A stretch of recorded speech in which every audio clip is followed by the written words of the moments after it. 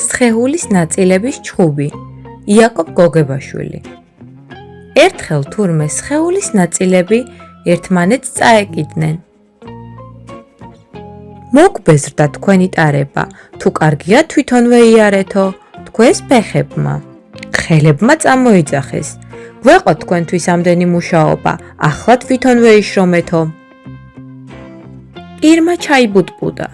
განასწულელი ვარ, მუდამ გასვათ, გაჭამოთ. აღარ მინდა თქვენთვის საჭმლის ღეჭვაო. თვალებმა დაიჩივლეს. მოგწყინდა თქვენი ამდენი დარაჯობა, აღარ გვინდა თქვენთვის ცქერაო. ყურებმა განაცხადეს, დღეიდან ჩვენ უარს ვამბობთ სმენაზეო.